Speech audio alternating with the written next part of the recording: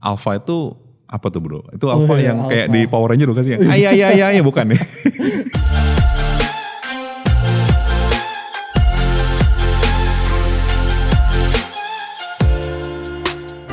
Sobat Ipot, tahun 2020, tahun lalu ya, sampai sekarang kan udah mulai hype lagi nih orang-orang mulai investasi. Produknya juga udah mulai macam-macam nih, yang selama ini orang taunya investasi itu properti, emas misalnya, dan paling banter saham. Sekarang udah mulai macam-macam nih produknya. Salah satunya itu ada yang namanya ETF atau Exchange Traded Fund. Nah, makhluk seperti apa sih ETF itu?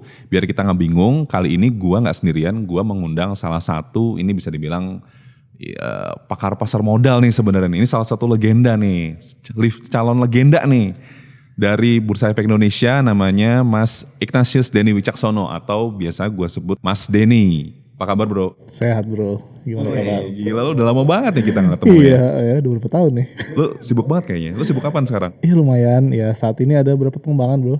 Pengembangan apa nih? Macam-macam lah, kayak kalau tahu IPO buat pasar perdana, termasuk juga kita ada pengembangan ETF, termasuk nih salah satu hal yang menjadi fokus pastinya di Bursa Efek Indonesia. Selain itu produk-produk kayak derivatif dan produk-produk investasi lainnya seperti structure warrant itu juga ya menjadi bagian dari kesibukan sekarang lah.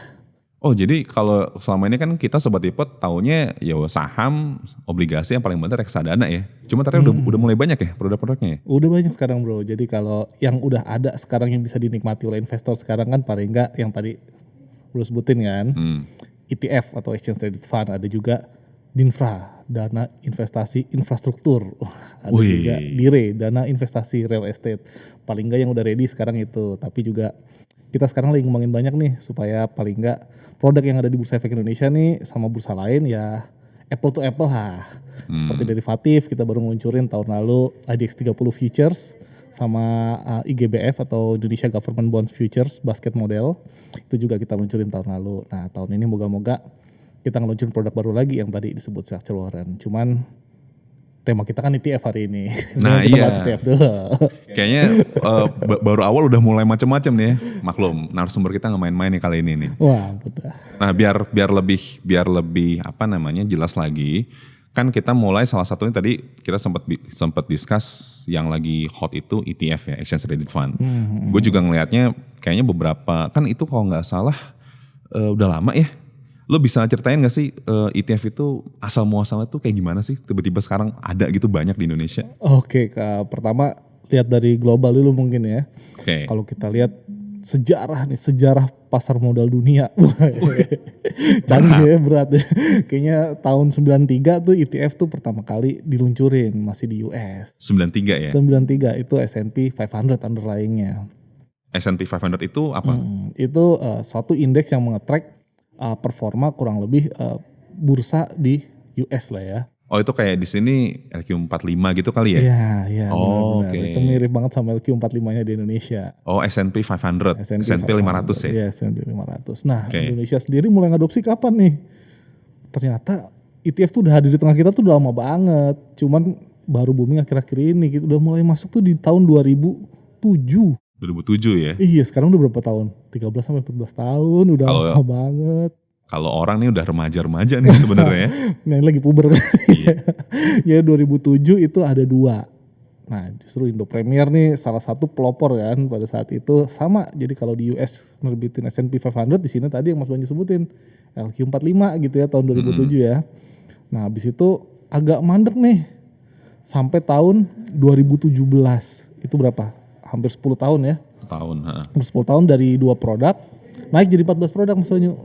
Penerbitnya tadi kan ada 2 di tahun 2007, baru naik jadi 3. Jadi dalam 10 tahun ya kita lihat bertumbuh sih, tapi memang belum se-hype akhir-akhir ini gitu ya. Tadi kan tahun 2017 ada 14. Nah kalau saat ini atau di 31 Maret lah 2021 itu udah ada 48 produk ETF. 48 ETF? 48, jadi hampir 4 kali lipat dalam waktu 3 tahun ini. Pertumbuhannya luar biasa kan. Penerbitnya tuh banyak juga. Dari 3 manajer investasi sekarang udah naik jadi 22 manajer investasi. Oh manajer investasinya ya? Manajer investasi dari 3 naik jadi 22. Produknya dari 14 jadi 48. Nah menarik kan pertumbuhannya. Kan sebenarnya kan tadi lo bilang ETF itu udah dari tahun 93 dan kalau nggak salah ya emang udah lumayan populer di retail nggak sih? Jadi kalau lo investor pemula, lo kalau nggak suggest beli saham gitu ya, individual stocks, ya lo beli ETF gitu. Itu sebenarnya kenapa sih emang segampang itu ya ETF ya? ETF nih salah satu produk yang menurut gue ini menarik banget. Kenapa? Karena dari investor pemula sampai investor profesional semua tuh dapat marketnya gitu ya. Kenapa segampang itu? Karena gini, jadi cara investor mendapatkan return itu semakin tahun semakin bergeser gitu ya. Dari mungkin tahun 90-an itu orang mikirin gimana gue cara nyari alpha, gimana cara gue nyari stock picking yang terbaik. Jadi semua berlomba-lomba nyari, wah ini saham ini nih yang naik nih, saham ini yang naik. Nah bergeser terus sampai di tahun 2000-an itu sudah mulai bergeser. Jadi daripada saya cari alpha, cari saham yang baik, saya lebih baik mengikuti kinerja market aja. Alpha itu apa tuh bro? Itu alpha yang alpha. kayak di Power Ranger bukan sih? Iya bukan ya? Iya bukan alpha omega juga ya. Jadi alpha itu kan kelebihan dari ini ya, dari apa? Return yang bisa didapat dari suatu saham. Misalkan gini, misalkan IHSG tahun ini 10% gitu ya. Taruhlah saham A bisa menghasilkan 14%, berarti kurang lebih alfanya 4% lah. Oh selisihnya ya? Selisihnya. Oke. Nah cari-cari tuh tahun ini apa nih yang untung, tahun ini apa nih yang untung. Nah ternyata dari pengalaman investor tadi global ya, secara global ya, melihatnya di tahun 2020 bahwa investasi itu gak semata-mata cari alfa bro. Nah lebih baik kebanyakan investor mulai paling enggak 70% dananya tuh disisihin ke yang tadi, market return, S&P 500-nya atau LQ45-nya. Kenapa? Karena tadi ternyata mengalahkan market itu nggak gampang. Oke. Market ini berarti kalau dari case Indonesia, apakah bisa dibilang market itu IHSG atau apa? Market tuh definisinya market apa? Tuh kalau definisinya IHSG pasti ya. Cuman, IHSG benar ya? IHSG benar. Cuman cara mengetrack IHSG tadi kan, nggak mungkin kita beli sekarang ada 700 saham, beli 700-700-nya nggak mungkin gitu ya. Ada beberapa indeks-indeks acuan gitu yang biasanya digunakan untuk memang mengetrack market itu kayak LQ45. Jadi kalau based on practice-nya, para pelaku pasar itu, fund manager kali ya?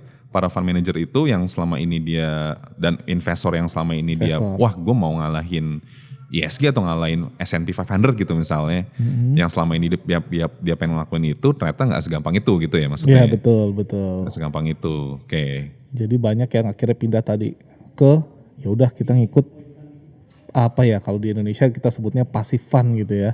Passive kayak fund. Kita ngikut kinerja market aja deh, sebagian dari ini kita paling nggak 70%, 80% lah dimasukin ke situ. Nanti 20%-nya baru kalau ada waktu lebih, misalkan buat investor ya, kita cari stock picking mana nih kira-kira yang sesuai dengan risk appetite kita dan juga yang kira-kira bakal outperform market. Tapi at least dengan kita megang 70-80% aja market, kita nggak bakalan apa ya, quote-unquote agak konyol banget gitu ya. IHSG-nya naik begini, performa kita begini, itu aneh banget gitu ya. Jadi sekarang mulai kebanyakan tren seperti itulah.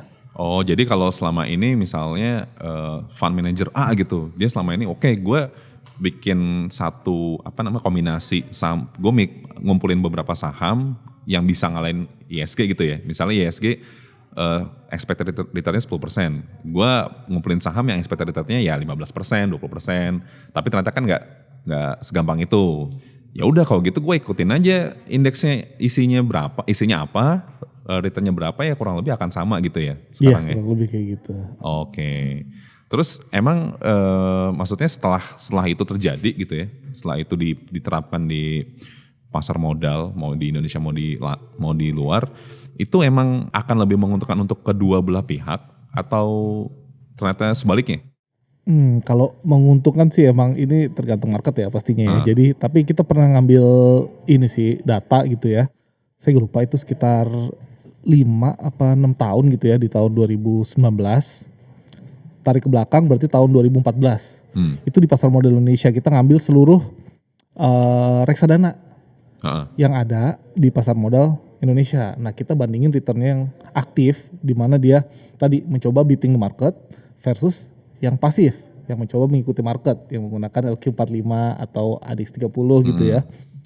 Nah ternyata nih hasilnya cukup menarik gitu ya. Ternyata apa?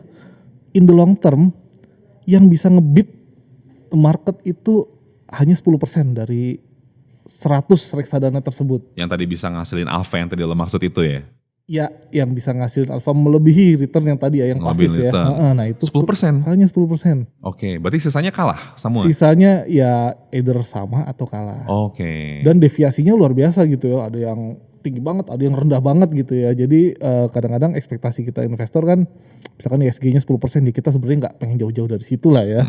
Tapi karena tadi aktif, mungkin the way-nya sangat berbeda gitu ya. Kadang-kadang ada yang malah plus 20, dia malah minus 20 gitu. Ada juga yang kayak gitu dari setahunnya gitu ya. Oke. Jadi dispersinya luar biasa besar. Dan ternyata bukan nggak bisa tadi ya ngebit market ya.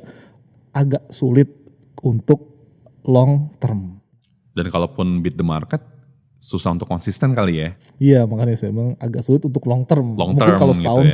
setahun Bisa gini-gini. gitu ya. Cuma kalau long term kan naik turun tuh. Oh, jadi ini sebenarnya ETF ini bentuknya apakah produk baru di pasar modal atau sama aja kayak misalnya saham atau obligasi atau apa sebenarnya? Nah ETF, nah sekarang kita masuk produk ya. Tadi kan kita dari tadi ngomongin return index terus gitu ya. Ntar pada bingung nih.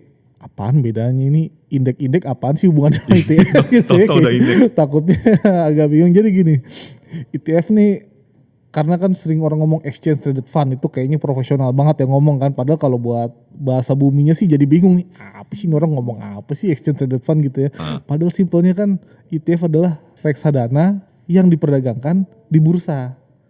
Oh, jadi ini reksadana juga sebenarnya? Iya, cuma bedanya tadi kalau reksadana konvensional yang non ETF itu tidak diperdagangkan di bursa. Kalau yang ETF itu diperdagangkan di bursa. Sebenarnya perbedaan utamanya itu, dan dia mengambil sifat-sifat positif ya, kita bilang sifat-sifat positif dari saham seperti instrumen-instrumen yang diperdagangkan di bursa, dan juga sifat positif dari reksadana yang ada. Jadi ini kayak gabungan saham dan reksadana nih. Oh, oke. Jadi gabungan saham dan reksadana ini reksadana saham atau beda lagi?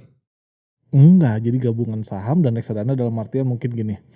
Kalau kita beli di pasar sekunder kan kita cari biasanya ya BMRI atau GGRM atau BBRI, itu kan saham satuan gitu ya. Iya, satuan sama. Nah, kalau ETF ini nanti ada juga di pasar sekunder, jadi biasanya yang depannya huruf X.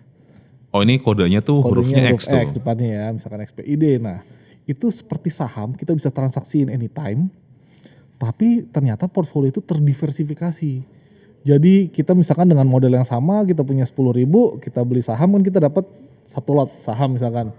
Kita beli ETF, kita dapat satu lot ETF juga sebenarnya. Tapi dengan underlying banyak saham di belakangnya. Jadi sangat terdiversifikasi. Oke, itu kan berarti kan kalau gua simplified, jadi sebenarnya dia reksadana yang isinya adalah saham-saham yang ada di bursa efek, yang tadi lo bilang BMRI segala macam itu ada di ETF itu tadi gitu maksudnya. Iya betul. Oke, nah itu yang sebenarnya gue masih agak ini nih, masih agak nyampur sama, kalau seinget gue reksadana, kan kita juga ada reksadana saham tuh. Ada reksadana saham, ada pasar uang. Nah kalau yang tadi lo sebutin, gue jadi inget reksadana saham sebenarnya. Itu ETF juga atau beda juga sebenarnya? Nah, kalau kita mungkin sedikit bahas sifat ETF gitu ya. Jadi mirip tadi kan judulnya reksadana, tambahannya yang diperdagangkan di bursa gitu ya. Cuma ada tambahannya. Kalau reksadana biasa itu kan kita beli di manajer investasi. Udah gitu misalkan saya pengen ngebuang nih reksadana saya, bukan mau buang, mau ngejual reksadana saya ke teman saya misalkan. Apa yang harus saya lakukan? Ya udah saya jual ke MI, nanti teman saya subscribe ke MI gitu ya. Nah karena sifatnya ETF ini bisa diperdagangkan di bursa, maka dia langsung aja dijual di pasar sekunder. Jadi tidak perlu melalui manajer investasi lagi, jual aja di bursa, nanti akan dibeli langsung gitu ya. Oh jadi kalau yang reksadana selama ini kita misalnya ke manajer investasi lah, ke apart ya, APRD itu bukan lewat bursa ya, bukan lewat bursa efek ya? Bukan lewat bursa efek. Oh jadi kalau yang lewat bursa efek itu saham gitu-gitu ya? Saham. Oh gitu, jadi oke. Jadi bedanya, makanya tadi lo bilang reksadana yang diperdagangkan di bursa. Betul. Oh jadi dia transaksinya kayak saham? Transaksinya kayak saham, tapi nanti mungkin kalau kita bahas transaksi ada 2 detailnya ya. Oke. Tapi kalau yang simpelnya buat investor retail biasanya kayak saham aja, tinggal cari kodenya beli, cari Oke. kodenya jual, gitu. Oke, nah ini mungkin jadi pertanyaan juga nih buat Sobat Ipot yang nonton sekarang nih. Sebenarnya kenapa gue harus misalnya lebih membeli ETF dibanding misalnya gue beli reksadana atau bahkan beli saham sekalian kan sebenarnya kan beli saham sekarang kan juga orang udah banyak yang bisa kan, beli reksadana juga udah mulai common, kenapa harus ETF gitu? Nah mungkin saya jelasin ETF sifat dasarnya dulu ya. Jadi apa sih, pertanyaan mungkin apa sih kelebihan ETF sehingga saya harus membeli ETF? Iya, Gitu. kelebihannya lah. Kalau tadi ETF Exchange Traded Fund pusing gitu kan. Iya. Nah kita jangan pusing-pusing, E-nya kita ganti efisien. Oh, ini jadi adalah- singkatan ya? Iya, instrumen yang efisien. T-nya Efisien. transparan. F-nya fleksibel gitu ya. Nah, Oke. sekarang kita mau bahas satu-satu. Kenapa ETF ini efisien gitu ya? Nah, efisien ini pertama karena ETF punya 2 pasar. Sekalian saya jelasin pasar di mana kita bisa membeli maupun menjual ETF. Yang pertama ada yang disebut pasar primer. Pasar primer tuh sama persis kayak kita melakukan subscription redemption di reksadana. Bedanya pihaknya. Kalau kita subscribe dan redemption di reksadana itu pihaknya adalah manajer investasi gitu kan. Kita Oke. akan lawan manajer investasi. Nah, kalau di ETF kita bukan lawan manajer investasi. Nanti ada suatu pihak lain yaitu apa? Dealer partisipan. Nah, Dealer ini adalah partisipan. suatu mekanisme baru nih ya, menurut saya yang nyiptain jenius nih. Jadi ada pihak lain yang disebut dealer partisipan yang akan memfasilitasi pasar perdana. Nah, terus dengan ada dealer partisipan apakah lebih efisien gitu ya? Efisiennya di mana sih? Bukannya nambah layer makan nambah biaya gitu kan orang mikir kan. Nah, efisiennya gini. Kalau setiap kali kita subscribe di manajer investasi, apa yang kita lakukan? Misalnya kita beli 500.000, kita kasih uang 500.000. Manajer investasi dapat duit 500.000. Dia beliin saham-saham underlying gitu ya. 500.000 kan. Lalu biaya transaksi, pajak atas jual beli itu masuknya kemana? Masuknya ke fund tersebut. Ke Ke reksadananya. reksadananya. Karena itu, sedangkan kalau di ETF agak beda nih. Cara dia membeli atau memasukkan portfolio itu adalah melalui dealer partisipan. Jadi gini skemanya. Manajer investasi menerbitkan ini loh, efek-efek yang harus dibeli kalau mau beli ETF ini. Jadi nggak boleh ngasih uang cash. Harus Oke. ngasihnya efek. Oh, Karena yang dikasih efek, maka udah nggak ada biaya lagi dong. Nggak ada biaya beli efek, nanti pajak pembelian segala macam udah nggak ada lagi. karena udah dikasih ini listnya ya. Misalnya saham ya berarti saham-sahamnya Betul, ya. Ini saham-sahamnya. Kalau mau subscribe ETF ini, silakan beli saham ini. Jadi kita harus beli saham, kita kasih tuh semua sahamnya, nanti kita dapat ETF-nya. Oke. Tidak ada biaya sama sekali, karena ini cuma tukeran kan, Oke. barang ketemu barang. Nah, kalau dari sisi investor, ngumpulin saham-saham itu nggak mungkin lah, itu terlalu capek. Karena itu ada dealer partisipan yang memfasilitasi. Jadi biaya-biaya pembelian awal itu akan terkena ke investornya. Tapi Oke. lebih fair karena diisolasi di sisi investor dan DP. Setelah itu DMI-nya sudah clean. Karena itu dia lebih efisien di pasar primer. Oke, jadi kalau misalnya biasanya kita beli reksadana di manajer investasi itu kan kita istilahnya kan nitipin duit ya. Nih gue punya uang 1 juta, tolong dong beliin gue produk-produk yang bagus, reksadana yang bagus, atau saham-saham yang bagus lah kalau misalnya kita ngomong reksadana saham gitu misalnya. Nanti kan dia yang akan nyariin, wah mana nih saham yang bagus, nih udah dapet, akhirnya dikasih ke kita. Dan karena kita nitipin dia makanya ada fee yang dikenakan ke si manajer investasi gitu ya. Fee belinya sih lebih ke Fee fee belinya sih. Kalau yang ETF karena ada yang namanya dealer partisipan tadi, makanya yang selama ini si manajer investasinya itu dia beliin cash.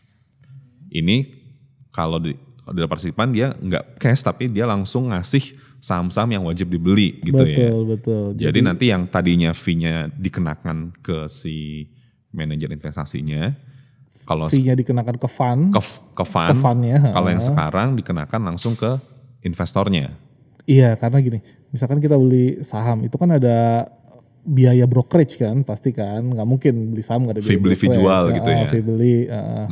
Nah itu yang tadi sebenarnya kalau kita beli sahamnya dealer partisipan yang beli, kan fee-nya kan akan ada di dealer partisipan yang harus bayar kan. Oke. Sedangkan kalau MI yang beli, nah fee-nya harus ditanggung ke fund-nya. Oke. Maka semakin banyak yang subscribe atau hal yang sama dengan redemption, semakin banyak yang subscribe, semakin banyak yang redeem. Nah itu fee yang tersisa atau yang dikenakan ke fund-nya semakin banyak. Sedangkan kalau ETF tadi nggak ada karena ini in kind kan, dia barang ketemu barang. Setiap kali barang ketemu barang tuh nggak ada fee sama sekali, nggak ada pajak sama sekali yang terjadi di situ. Jadi dia bebas lah ibaratnya. Nah itu kenapa tadi adanya pasar primer membuat ETF ini efisien dibandingkan dengan reksadana. Oke, efisien ya. Nah sebelum kita masuk ke keunggulan yang lain tadi T-nya transparan ya.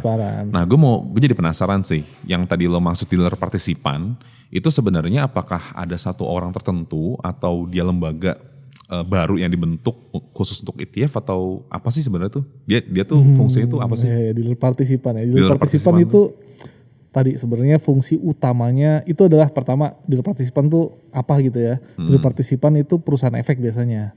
Perusahaan efek, jadi kayak broker-broker gitu kayak broker-broker gitu. Sekuritas gitu ya? Fungsinya ada dua dia. Oke. Memfasilitasi transaksi atau pembelian di pasar primer. Jadi pasar primer yang tadinya di manajer investasi dipindahin ke dealer partisipan. Karena tadi sifatnya yang pengen dicari efisiennya tadi ya. Yeah. Nah yang kedua dia biasanya memberikan kuotasi di pasar sekunder juga. Kuotasi itu? Jadi quote unquote dia kayak liquidity provider lah atau penyedia likuiditas di pasar sekunder. Jadi nanti kalau misalkan investor beli, nah kalau pengen jual sebenarnya nggak usah khawatir karena ada dealer partisipan yang nanti akan bertugas memasang beli maupun jual gitu ya. Jadi kayak market maker atau liquidity provider lah ya. Oh jadi misalnya kalau dalam hal ETF gitu ya, misalnya gue mau beli ETF di harga sekian nih, terus misalnya kan tadi satuannya lot ya, berapa lot gitu. Itu nanti si dealer partisipannya yang nyediain barangnya dalam tanda kutip gitu ya, yang pasti ada gitu atau gimana? Kalau di pasar primer, nah ini mungkin kita pecah dulu ya pasar primer tadi ya. Kalau pasar primer itu biasanya satuannya besar, kurang lebih 100.000 unit sekali beli. 100.000 unit? 100.000 unit. Itu maksimal apa minimal? Minimal. Oh minimal 100.000 unit? Kalau di pasar primer tadi ya. Oke, jadi kalau misalnya ETF harganya 1.000 gitu ya. Jadi si investornya ini harus 100 juta berarti. 100 juta ya, Iya, minimal ya. Kalau di pasar primer ya. Kalau di pasar primer Kalau di pasar primer. Tadi 100 juta itu ya, udah ada kuotasinya biasanya si manajer investasi kalau pengen beli pasar primer itu biasanya satuannya bukan lot, basket. Basket. Satu basket sekian. Kalau mau jual satu basket sekian gitu ya. Oke. Nah kalau di pasar sekunder itu kan seperti transaksi bursa. Nah ini sifat efisien yang kedua. Efisien yang kedua kenapa? Karena adanya pasar sekunder seperti halnya saham. Kalau si reksadana tadi kan saya bilang kalau mau jual, saya jual dulu ke MI-nya gitu kan. MI ngejual underlying ngasih saya duit. Fee lagi di KIK-nya atau reksadananya. Terus abis itu orang lain beli fee lagi di reksadananya, jadi terus bertumpuk. Kalau di ETF kan nggak perlu, di pasar sekunder saya tinggal langsung pasang kuotasi pasar sekunder, saya mau jual nih. Nah yang mau beli siapa? Ada dua, kalau nggak dealer partisipan ya dari investor lain yang melakukan jual beli juga, sehingga ada perdagangan seperti layaknya saham yang aktif setiap hari market perdagangan. Oke. Nah tugas IDP tadi juga masang kuotasi di pasar sekunder. Kalau di pasar sekunder ya satu lot bisa atau 100 unit. Oh jadi kayak saham ya, Kayak satu lot saham, bisa ya. satu lot Jadi bisa. kalau harganya 1.000, dia bisa beli Ya 100.000 udah bisa gitu. Udah dapat saham-saham yang udah dipilihin tadi ya. Iya. Oh itu menarik tuh. Jadi kalau sekarang kan kita beli saham 100.000 paling dapat sahamnya banyak kasih yang bagus 100.000. Kayak jarang ya. Jarang. Itu dapat satu saham doang ya. Iya. Kalau satu jenis. Kalau ETF lo 100.000 bisa, kalau underlying index 30 ya dapat 30 saham langsung ya. Udah gitu saham-sahamnya juga yang liquid banget ya. Liquid banget pasti selected Oh, lah. Oke, menarik. Oke, tadi kan ETF E-nya efisien tuh. Tadi ya, ada pasar primer, ada pasar sekunder. Oke. Sekarang transparan. Oke. Transparan dalam artinya apa nih? Buka-bukaan gitu, kelihatan semua gitu. Jadi, tapi jangan mikir yang aneh-aneh dulu. Kebetulan sekarang kita lagi bulan puasa ya, Oh iya, kita lagi track ini. iya, jadi semakin teruji lah. Semakin teruji. Kayak Jadi gimana? transparan kalau reksadana gitu ya, biasanya kan fact sheet dikeluarkan setiap bulan atau ya setiap bulan ya fact sheet berisi top 10 kepemilikan tertinggi gitu ya. Nah kalau ETF agak beda nih. Tadi kan si MI-nya harus ngeluarin list saham apa aja yang ada untuk melakukan pembelian di pasar perdana gitu ya. Nah karena itu seluruh portfolio yang ada di MI-nya itu harus dipublikasikan setiap hari. Dari A sampai Z termasuk cash komponennya. Itu dipublikasikannya ke investornya atau ke publik atau gimana? Dipublikasikannya sebenarnya tujuan utamanya pasti kan buat dealer partisipan. Karena nanti dealer partisipan yang harus nyediain barang nih. Tapi investor bisa ngelihat di website bursa juga setiap hari. Oh isinya bisa dilihat ya? Bisa dilihat setiap hari. Oh kalau fun fact sheet yang kalau Sobat Ipot suka beli reksadana kan kita biasa Fun fact sheet. sama prospektus tuh. Nah di fun fact sheet kan biasanya ya isinya ya Top cuma 10 top 10-nya aja kan. top 10. Kita nggak bisa lihat sisanya gitu ya. Nggak bisa lihat sisanya. Kalau Kalau ETF, ini ETF semua wajib. kalau tadi yang misalnya ADX 30 semuanya bisa kelihatan juga ya 30-30. 30-30-nya kelihatan dan juga jumlahnya berapa. Misalkan Bank BRI ini berapa lembar, ini berapa lembar, ini berapa lembar. Semua wajib dipublikasikan tiap hari. Jadi jangan takut misalkan ada apa ya reksadana syariah terus takut wah ini jangan-jangan ada isinya yang gak syariah nih. Nah jangan takut kalau di ETF. Tinggal dicek aja ke website bursa ya gak usah ngecek tiap hari juga ya. Mungkin sebulan sekali. Oh, oke isinya kayak gini. Oh menarik. Nah aspek yang kedua ini transparan, ini yang menyebabkan kenapa ETF biasanya di dunia ini digunakan untuk pasifan. Jadi kalau reksadana kan ada dua ya, ada yang aktif, ada yang pasif. Pasif itu biasanya mengikuti indeks aja. Yang tadi yang lo bilang di awal ya? Yang dibilang di awal. Nah kenapa ETF ini identik sama pasif? Nah kalau aktif bayangin aja si fund manager itu udah susah payah gitu ya ngitungin nih PI-nya berapa nih kira-kira trailing terus forward forecast-nya berapa. Akhirnya ketemu nah nih 5 saham ini gacoan gue nih. Abis itu harus dipublikasiin. Ini gacoan gue nih silakan ya itu sama aja kayak silakan investor beli sendiri nih. Iya. Gak usah subscribe ke fund gue gitu kan. Beli aja ini fund ini saham pilihan gue. Nah karena itu biasanya tadi ETF untuk pasifan. Karena tadi harus dipublikasiin tiap hari. Jadi udah benar-benar buka-bukaan. Oke. Jadi dia kelihatan semua. Kalau yang aktif tadi lo bilang berarti mirip-mirip reksadana saham lah ya. Yang reksadana saham. Karena dia ya nyari secara aktif saham-saham yang bagus aja gitu. Kalau yang ini udah tinggal kopas aja ya isinya ya. Tinggal yang pasif kopas ya. aja dari index providernya. Misalkan di bursa itu kan bisa di-download juga kan datanya kan. Index 30 isinya apa aja. Jadi gak usah takut ketahuan bahwa isinya saya apa nih. Ya gak usah emang udah dipublikasiin juga gitu ya. Jadi itu beda aja ETF. Oke, efisien udah, transparan udah. Tadi yang ketiga F-nya fleksibel. Fleksibel. Ya fleksibel sih sebenarnya tadi karena ini kayak reksadana dan saham. Ya kita fleksibel mau transaksi di mana, mau di online trading bisa atau mau cari kayak di subscribe di yang pasar primernya juga bisa gitu ya. Nah jadi ini keunggulan ETF. Tapi kan kalau kayak kita beli reksadana gitu kan sebenarnya juga sama, fleksibel juga. Kita beli kapan aja bisa nggak sih kalau reksadana? Kalau reksadana bedanya gini biasanya kita beli kayak quote-unquote kita komitmen dulu nih, komitmen beli nanti harganya berapa? Harganya kita ketahui akhir hari. Harga. Gitu nggak kalau reksadana? Harganya. Oh iya. Kalau ETF enggak di pasar primer maupun sekunder kita mau beli mau jual itu anytime selama jam perdagangan harganya bergerak. Oh ya kayak saham aja ya. Kalau ETF ya. Saham, iya betul. Kalau reksadana, iya bener gue inget. Jadi komitmen aja kan. Iya kalau misalnya reksadana seinget gue tuh dia ada cut off time-nya gak sih? Misalnya lo kalau beli sebelum jam 1 atau jam 12 lo masih dapat harga yang hari ini. Hari ini betul. Tapi kalau lo beli setelah jam itu ya tetap bisa, cuma lo nanti dapatnya harga besok. Harga besok. Oh, jadi nggak fleksibel. Oh, ya, jadi kita beli harganya kita nggak tahu berapa gitu kan. Iya. Saya siap deh beli 100.000 dapatnya berapa ya nanti kita hitung dulu harganya gitu kan. Nggak tahu juga kita dapatnya berapa. Oke. Kalau ETF langsung ketahuan. Oke. Nah, kita kan tadi udah bahas kelebihannya tuh efisien, transparan sama fleksibel. Betul. Nah biar lebih enak nih, biar lebih fair, biar sobat Ipot juga bisa analisis sendiri. Lo kasih tahu dong kekurangannya nih sekarang nih. Atau bukan kekurangan kalian tapi kayak apa aja nih yang perlu diperhatikan nih di ETF gitu. Siap. Jadi Iya, kalau kekurangannya saya pikir-pikir juga agak susah nih. Iya, ada susah. Tapi mungkin gini, tadi kan pertama kan tadi saya bilang bahwa kalau reksadana yang menanggung seluruh beban-beban biaya itu di reksadananya. Sedangkan kalau di ETF, nah yang menanggung sebenarnya dealer partisipan dibastru ke investor. Jadi yang perlu dilihat pertama itu mungkin masalah kalau beli di pasar sekunder ya terutama ya, bid ask spread-nya.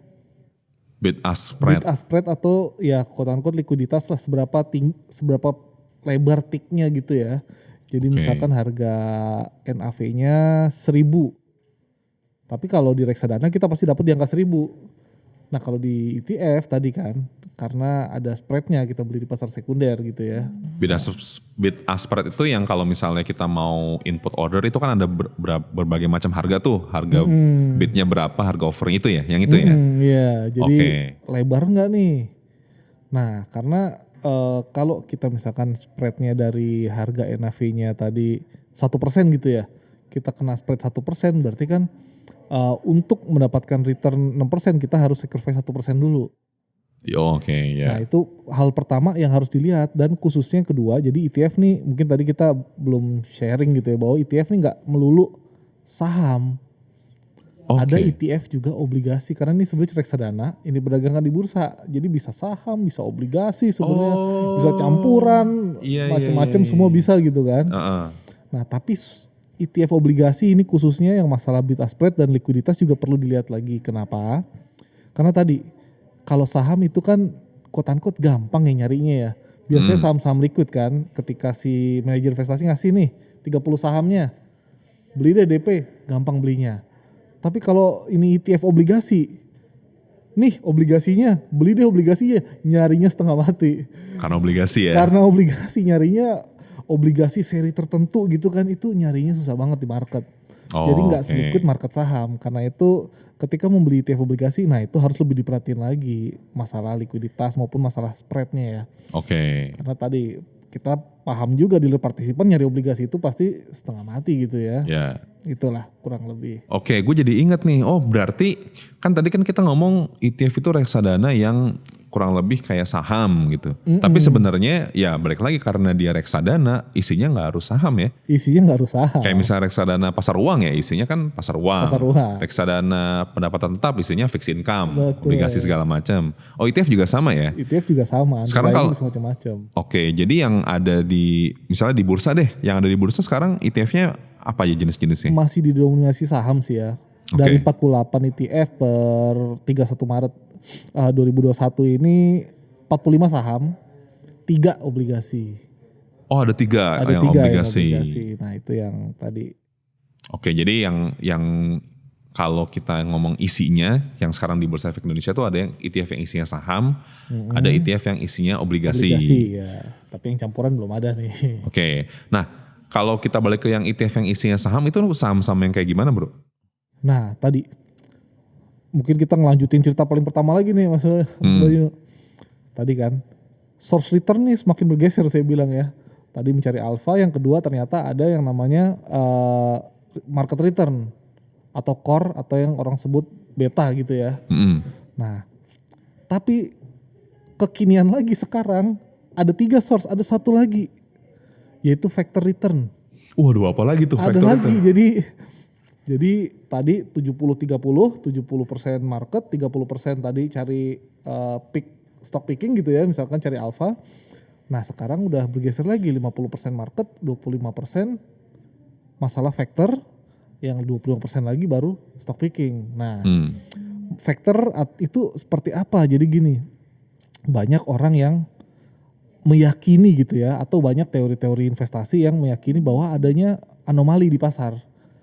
Jadi market kita kan kalau bisa dibilang semi strong gitu ya. Tapi ada yang bilang ada anomali tertentu nih yang membuat kayaknya kok kalau saham-saham tertentu gini saya beli kok bisa mengungguli market terus. Contohnya seperti apa? Pasti kita sering dengar nih value investing. Siapa value investor gitu kan. Nah value investor itu sebenarnya apa? Sebenarnya kalau dilihat dari historikalnya gitu ya di pasar modal hampir di seluruh dunia, itu kelihatan saham-saham dengan valuasi yang relatif rendah bisa mengalahkan kinerja saham-saham yang relatif valuasinya tinggi. Atau Oke. PE/PBV-nya lah kalau biasa kita lihat ya, price to earning-nya rendah-rendah nih, kayaknya secara long term bisa ngalahin yang lebih tinggi. Nah itu ternyata disebutnya anomali karena ya katanya market kita efisien gitu ya. Tapi kok ternyata ini bisa terjadi. Nah anomali-anomali tersebut yang biasa nanti dijadikan factor return. Atau kadang-kadang orang kadang suka bilang ini smart beta. Nah itu juga kurang lebih sama. Oh, jadi dia menganalisis berbagai macam faktor-faktor yang mempengaruhi ETF tadi itu ya untuk dimasukin ke Mempengaruhi pergerakan suatu kinerja kumpulan saham. kumpulan sahamnya.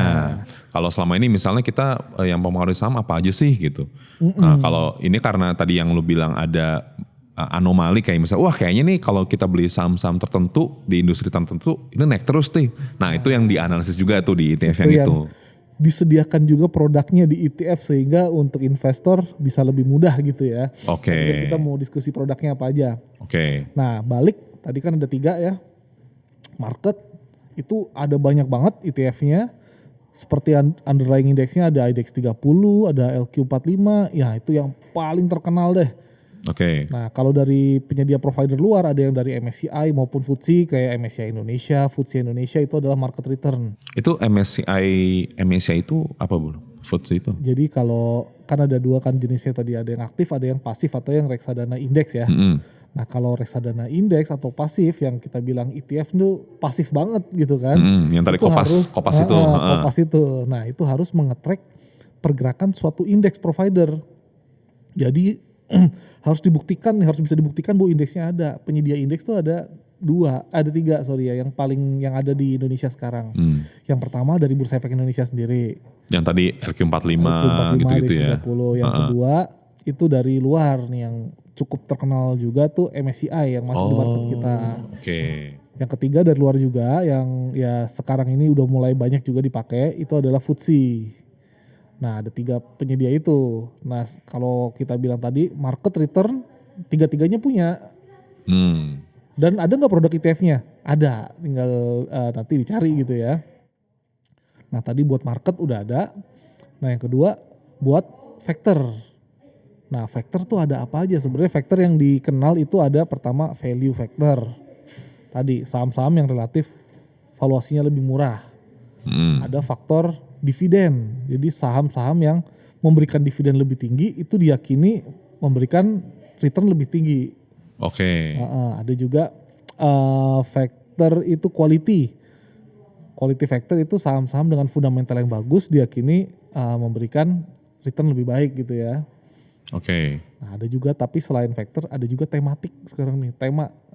Tema itu maksudnya gimana? Tema itu tidak ini sih ya. Jadi kalau tadi factor melihat anomali, kalau tema ini lebih ke apa ya?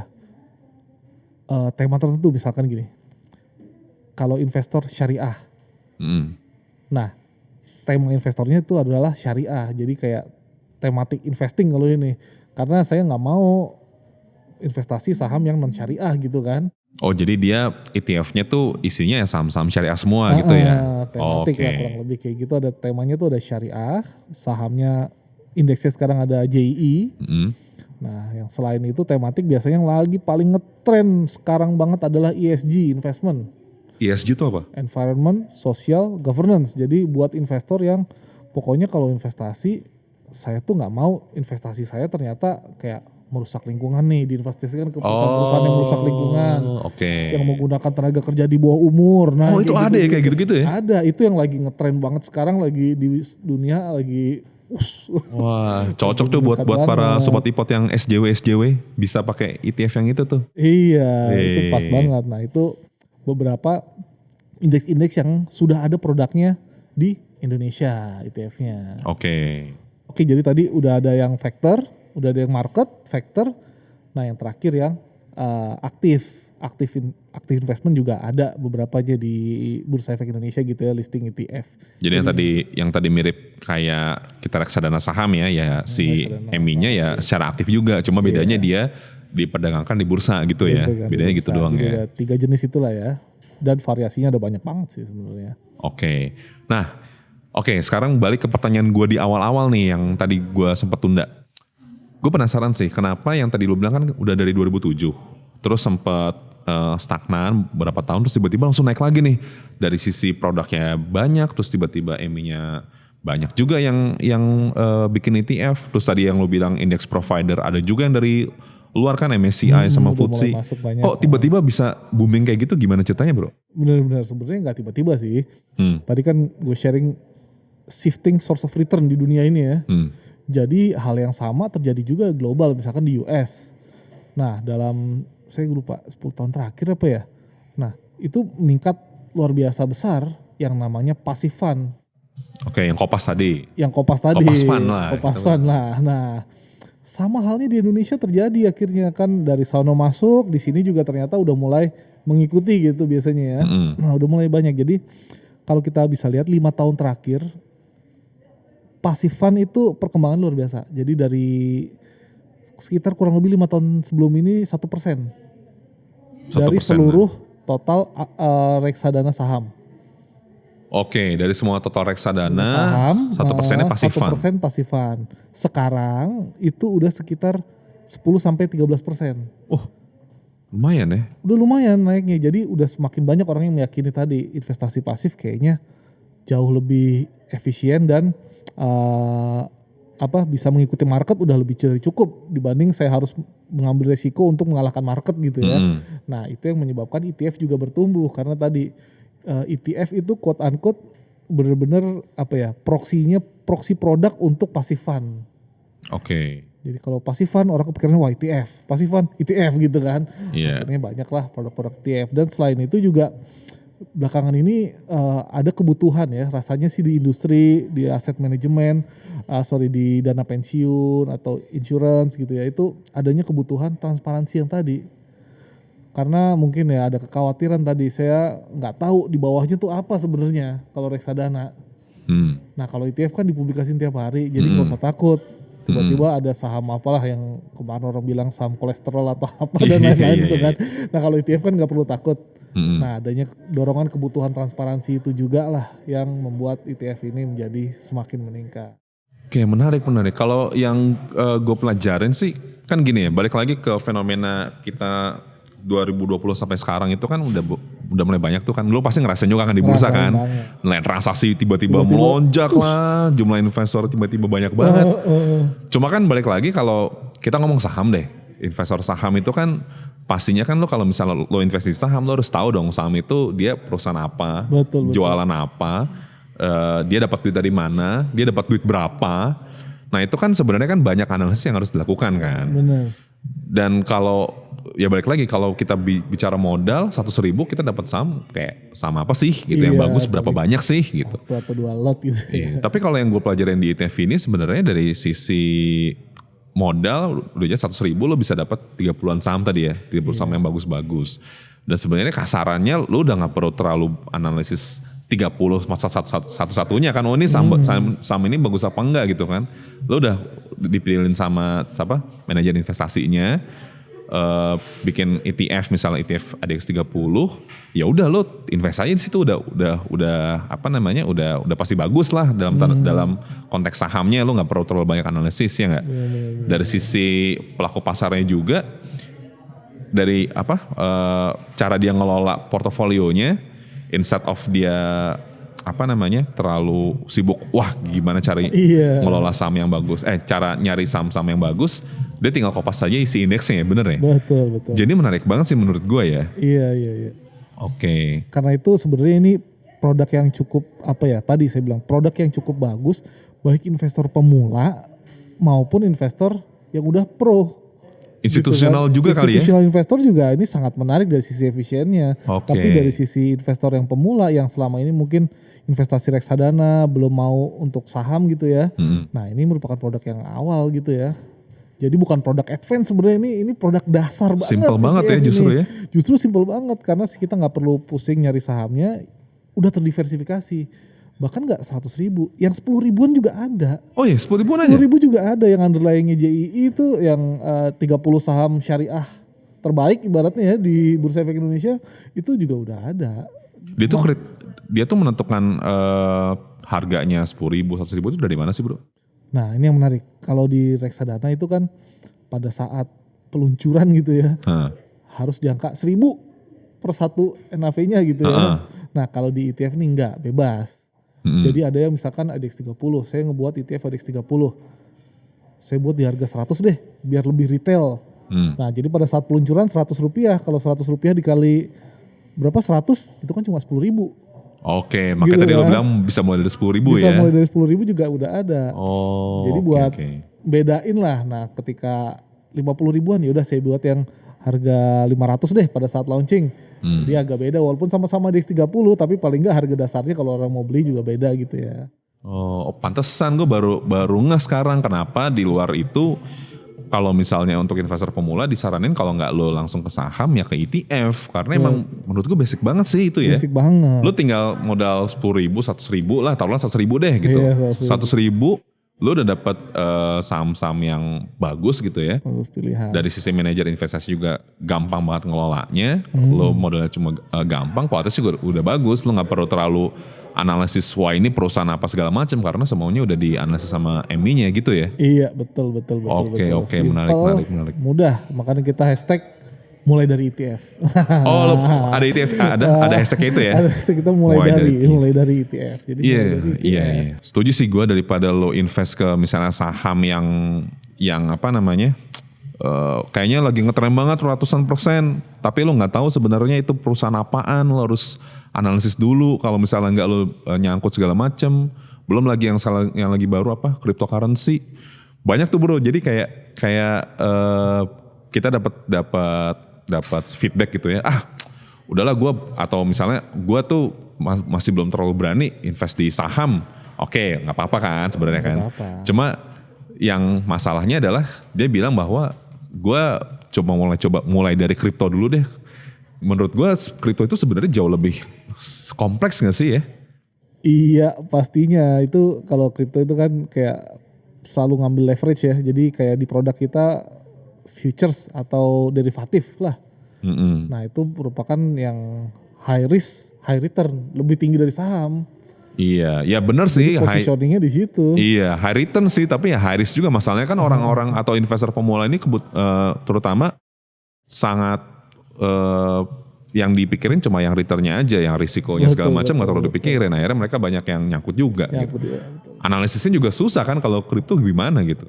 ya mungkin teknikal ya. Iya, kalau ini ETF menurut gue sih lumayan ideal banget sih buat sobat ipot yang baru mulai invest ya. Mulai invest kalau nggak belum berani nih langsung ke saham atau belum terlalu pede untuk komit mempelajari finance sama bisnis, ETF bisa jadi solusi yang tepat sih. Tadi apa hashtagnya mulai dari ETF benar banget sih, setuju gue. Siap bro. Mantap. Thank you banget Den. Ini insight-nya banyak banget ya ETF ya. Kalau misalnya kita ngobrol-ngobrol terus kan ujung-ujungnya kan semua bisa investasi, ya nggak? Iya, halus ya. Mantap. Oke, sekian dulu Sobat Ipot. Saya Banyu. Saya Denny. Pamit undur diri. Wassalamualaikum warahmatullahi wabarakatuh.